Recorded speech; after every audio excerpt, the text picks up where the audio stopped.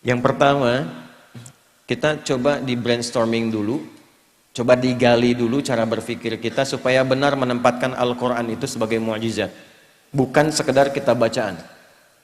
Ini bedanya nanti dengan bacaan-bacaan biasa dan juga dengan kitab-kitab suci sebelumnya. Ingat, ada yang hanya sekedar wahyu memberikan penguatan tauhid, ada yang menjadi kurikulum hidup. Nah, Al-Quran ini bukan sekedar wahyu yang mengkonfirmasi keimanan kita, tapi di saat yang bersamaan menjadi kurikulum kehidupan kita sampai kita menghadap Allah Subhanahu wa taala. Itu ada di Quran surah kedua Al-Baqarah di ayat ke-185.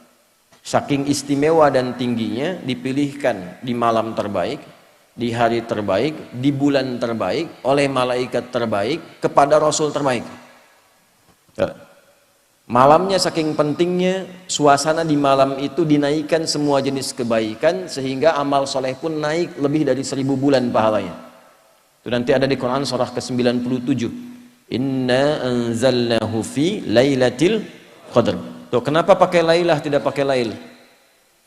Kalau lail itu hanya menunjuk waktu, di waktu malam.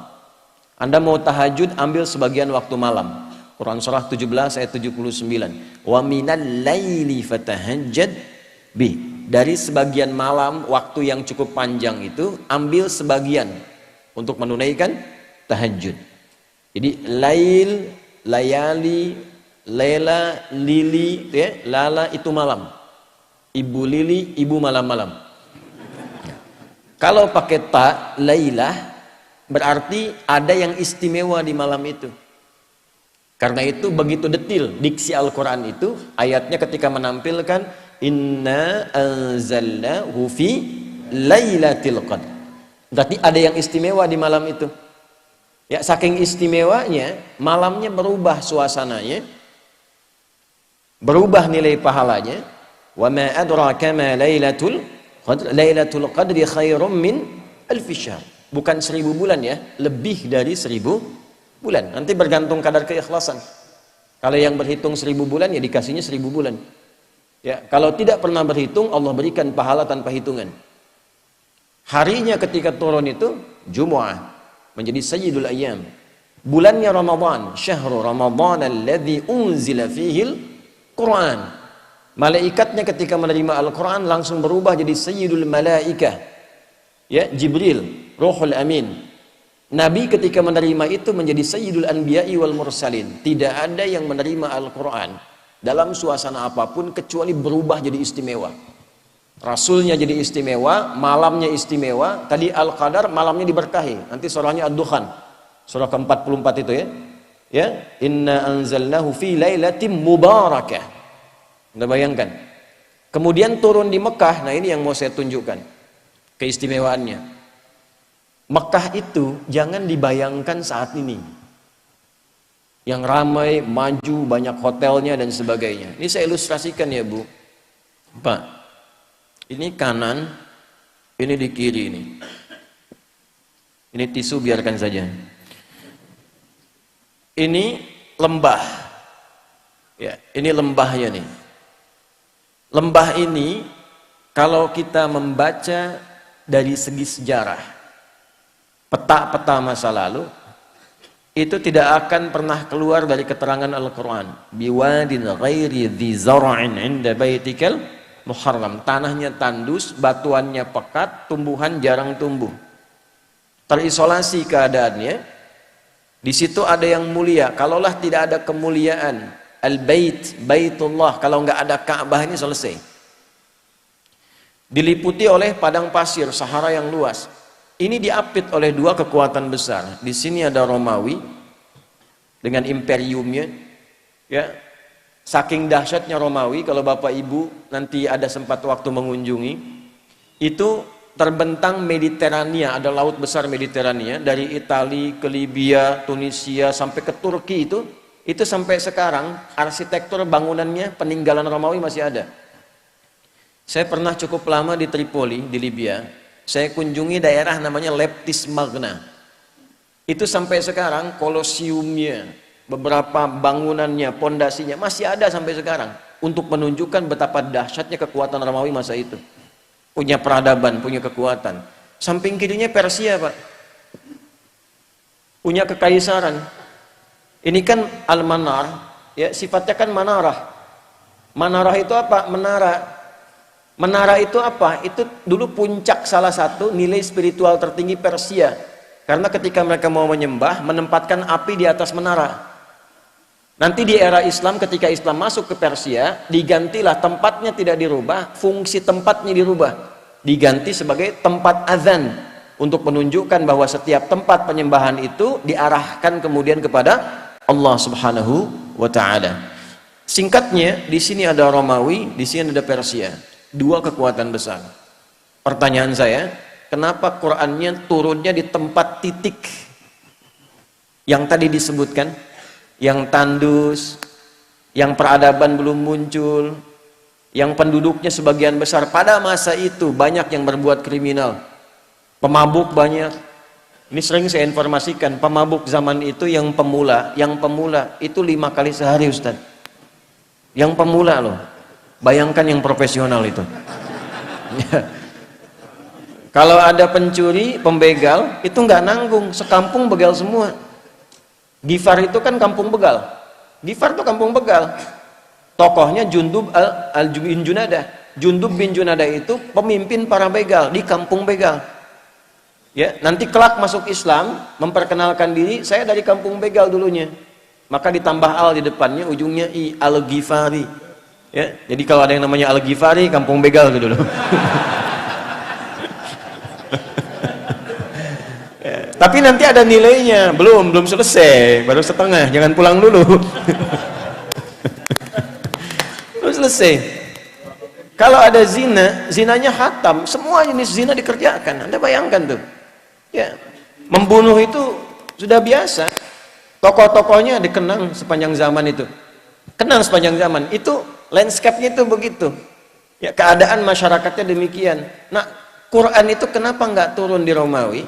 Kenapa tidak turun di Persia? Kok turunnya di tempat itu yang terlihatnya tidak ideal? Maka Allah ingin menunjukkan keistimewaan Al-Quran dan keagungan dia, yang bisa merubah tempat yang paling nadir dengan maksiat menjadi khairu ummah. Orangnya berubah jadi orang terbaik di zamannya, tempatnya berubah jadi paling makmur yang melintasi zaman. Dan untuk menutup klaim di kemudian hari, pantas Islam pernah maju turunnya di Romawi. Untuk menghilangkan klaim di kesempatan yang lain, pantas Islam itu hebat turunnya di Persia. Tapi ketika diturunkan di tempat yang paling rendah, belum ada peradaban, belum ada kemajuan, maka Allah ingin membungkam siapapun yang menyangkal keistimewaan Al-Quran. Dibuktikan di setiap zaman Quran diturunkan di titik yang paling rendah di muka bumi, masyarakatnya paling kontroversial, maksiatnya paling banyak, bisa dirubah oleh Quran dengan satu kilatan yang luar biasa menjadi manusia terbaik yang dikenang sepanjang zaman. Dan itu dulu orang berubah itu dengan ayat-ayat pendek, Pak, Bu. Ibu kenal Bilal bin Rabah? Ayo, kenal di mana tuh?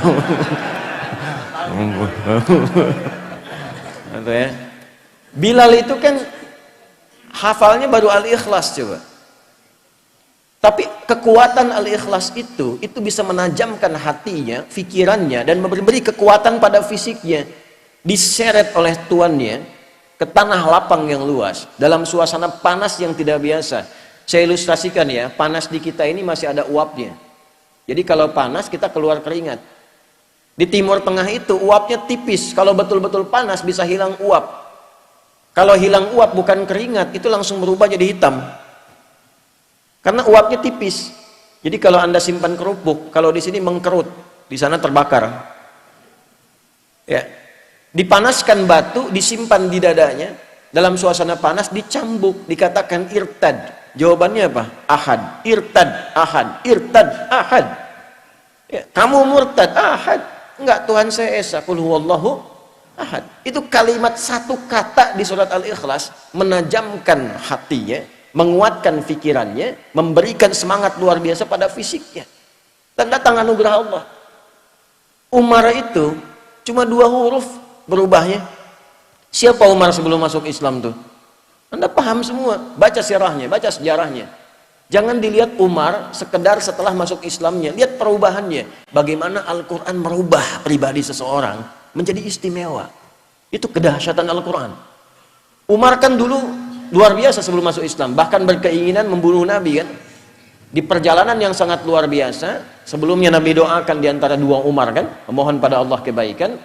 Di perjalanan hanya mendapatkan informasi saudarinya masuk Islam. Saat sampai ke tempatnya hanya terdengar dua kalimat dulu tuh, Toha. Anda bayangkan, Toha itu menajamkan sanubarinya, merasakan frekuensi getaran yang tinggi, itu memperlemah semangat buruknya, tiba-tiba tergetar dan berubah jadi baik. Cuman dengan Toha jadi mulia. Anda sudah Al-Kahfi, sudah Yasin, sudah Baqarahan tuh, belum bisa berubah juga. Nah ini faktornya apa? Kenapa orang dulu mendapatkan cahaya Quran begitu dalam dan merubah tampilan jadi istimewa dan langsung turun kesaksian Allah? Yang mahal tuh ini. Nanti pindah ke Quran surah ketiga Ali Imran ayat 110. Persaksiannya langsung menggunakan bentuk fi'il madhi untuk memberikan inspirasi mudhari. Kuntum khaira ummatin ukhrijat linnasi ta'muruna bil ma'ruf wa tanhauna 'anil munkar wa tu'minuna billah. Ini mahal kalimatnya. Ya, kalian itu benar-benar umat terbaik yang pernah terlahir dan berkehidupan di muka bumi. Jadi teladan. Nah, bagaimana mereka menjadi umat terbaik itu? Ketika mengambil spirit dari Al-Quran dan menerapkan kurikulum yang ada di Al-Quran pada kehidupannya. Jadi Al-Quran itu saking istimewanya bukan sekedar bacaan Pak Ibu. Membaca itu adalah membuka pintu untuk mengetahui isinya. Nah Al-Quran itu nanti ada 3 level. Level bacaan, level pemahaman, level pengamalan. Saat membaca itu untuk tahu isinya, untuk dipahami. Makanya kalimat pertamanya Iqra. Iqra itu belum menuntut paham dari qiraah. Ya, ketika ada qiraati, ada Iqra dan turunannya, kan kita tidak diminta memahami. Di mana-mana orang baca pertama kali itu untuk bisa baca, tidak dituntut paham. Itu hukum standar. Setelah itu memahami. Maka pindah ke tilawah. Tilawah itu, Bapak Ibu sekalian, bukan sekedar baca, tapi membaca, memahami apa yang dibaca. Setelah periode Nabi diisi dengan wahyu, setelah itu dialihkan tahapnya dari qiraah ke tilawah. Ketika ada praktek ibadah dan muamalah, langsung berubah jadi tilawah. Bukan qiraah lagi. Ya, contoh sholat ini. Sholat itu ketika ayatnya turun berupa perintah penunaian, itu iringan kalimatnya bukan qiraah lagi, tapi tilawah.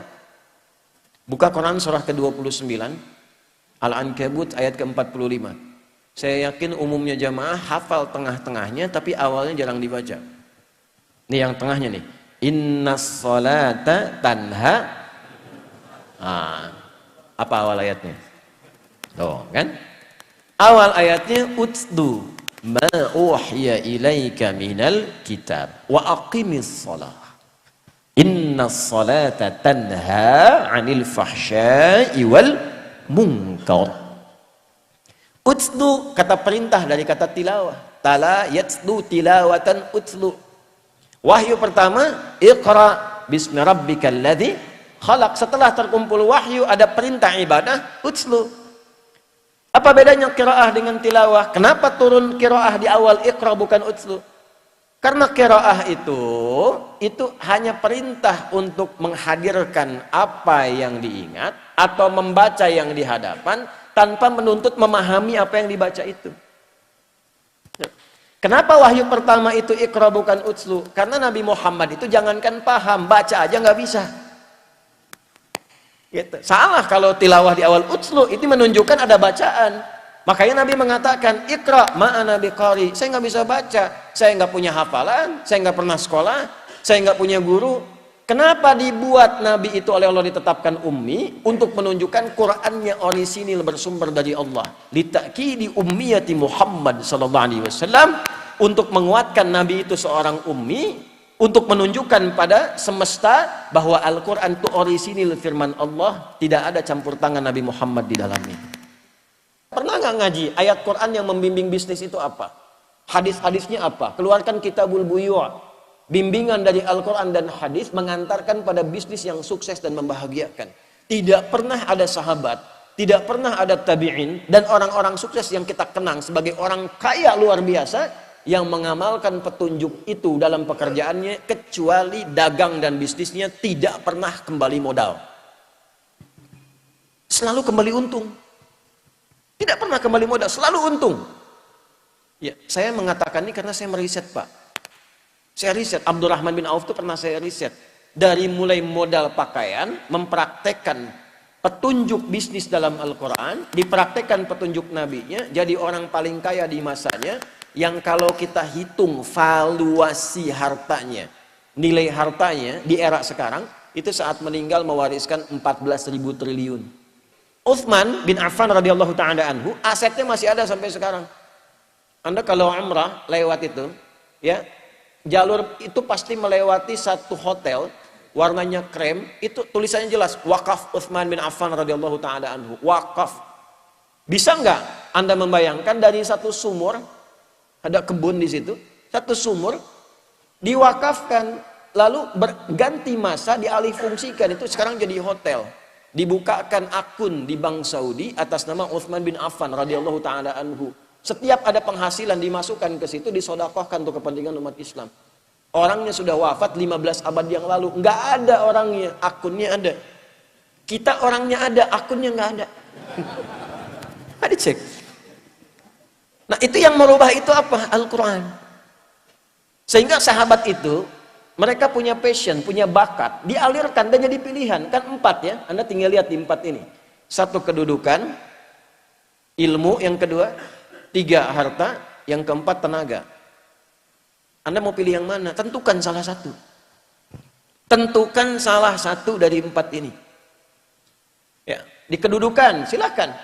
Ya, dari yang paling tinggi misalnya dari presiden, jadi gubernur, jadi wali kota sampai ke bawahnya terus gitu. Nanti lihat belajar pedomannya bagaimana jadi pemimpin yang baik, turunkan. Maka di situ kita punya tokohnya, ada Abu Bakar, ada Umar dan turunan-turunannya, sejahtera. Setiap di copy paste di generasi setelahnya makmur. Karena memang tidak dibatasi di waktu tertentu. Silahkan Anda cek. Di era Umar bin Abdul Aziz kan bukan eranya sahabat. Hebat juga, luar biasa juga. Sampai masa keemasan dibawa. Terbalik ketika Qur'annya ditinggalkan, malas ngajinya, hadisnya jauh, selesai. Jatuh. Silahkan cek dalam sejarah. Masa-masa keemasan orang-orang Islam pada masa itu ketika dekat dengan Al-Quran. Ulamanya masih didengar, dijaga, diamalkan, ilmuwan makin banyak, sampai ke Andalusia, sampai di Iberia, sampai Mensibwa, sampai disebutkannya peradaban Islam di Spanyol, peradaban Islam di Portugal, peradaban Islam di A, B, C, dan sebagainya. Kapan? Ketika dekat dengan Al-Quran. Ketika Qurannya mulai jauh, mulai sibuk dengan dunia, jatuh. Nah ini yang mau saya tekankan di bagian yang pertama. Ilmu silahkan, kita punya tokohnya. Ada Ali bin Abi Thalib, ada sahabat Abu Hurairah radhiyallahu ta'ala anhuma jami'an. Ya. Kemudian di babnya apa lagi? Harta, ada Utsman bin Affan, Abdurrahman bin Auf, ada Talhah dan sebagainya. Bab tenaga siapa? Ada Bilal bin Rabah. Apa Bilal pernah dikenal sebagai crazy rich di zaman Nabi? Tidak. Bagawan pengetahuan? Tidak. Punya kedudukan? Tidak. Apa pekerjaannya? Adzan. Tapi pernah nggak Anda mendengar begini? Bilal cemburu pada hartanya Utsman. Pernah? Tidak. Bilal cemburu pada ilmunya Ali. Pernah? Tidak. Kenapa? Karena mereka sudah memutuskan pilihan. Saya memilih yang ini sebagai bekal pulang kepada Allah. Jadi nggak ada cemburu pada yang lain karena punya jalan hidup. Saya memilih adzan. Kenapa? Karena saat adzan Allahu Akbar, Allahu Akbar. Begitu selesai Nabi komen, aku mendengar suara tapak kaki Bilal itu di taman surga. Dan dari teriakannya itu dipanjangkan lehernya. Kata kiasan. Maksudnya diberikan keutamaan dari suara adzannya. Bilal begitu dengar, adzan aja saya udah ke surga. Ngapain saya capek kayak Utsman itu kan? Makanya beliau pilih itu. Jadi kebanggaan. Anda bayangkan. Setelah Nabi meninggal, itu dikejar-kejar, dicari Pak. Bilal ada di mana? Sembunyi mempertahankan passionnya. Sembunyi, ditawari ketua Mahkamah Agung. Tuh. Anda bayangkan? Itu kan penawarannya tinggi, itu hakim agung tertinggi, ditawarin, ngumpet di pedalaman. Akhirnya karena nggak bisa, bagaimana dirayunya? Azan aja deh. Baru mau datang. Jadi tapi begitu sampai asyhadu anna Muhammadar Rasulullah, pingsan. Karena membayangkan kenangan bersama Nabi, membayangkan keutamaan. Akhirnya balik lagi. Jadi kebanggaan. Rizki kan sudah teratur. Asal Anda bergerak, Allah kirimkan. Profesi itu kan cuma perbedaan dalam mencarinya saja. Yang dosen, yang arsitek, yang dokter, itu cuma perbedaan dalam mencarinya. Kuota rizkinya teratur. Walladzi qaddara fahada. Telah ditetapkan, diberi petunjuk, tinggal ikhtiar, rizki dapat. Jadi biasa-biasa saja. Orang dulu tuh biasa-biasa saja, menganggap Abdurrahman bin Auf biasa-biasa saja. Kata Nabi, ya, ini kalimat yang sangat viral ini. Kalimat sangat viral. Beliau itu tidak khawatir dengan orang Islam yang kaya, karena kaya itu biasa saja. Yang khawatir itu yang tak mampu memanage kekayaannya. Jadi biasa-biasa saja, tidak usah berlebihan. Sama saja dengan yang ngambil tenaga, dengan yang ngambil ilmu, dengan yang ngambil kedudukan. Yang membedakan cara memanage, cara mengolahnya. Kalau kita punya fikihnya jadi kebanggaan. Oh, Bapak cuma adzan? Iya. Saya punya sanad ke Bilal bin Rabah. Bacakan hadisnya. Dan itu kan jadi kebanggaan tersendiri. Fikihnya ada, jalannya ada. Nah, ini yang ingin saya tekankan dari nilai-nilai Al-Quran.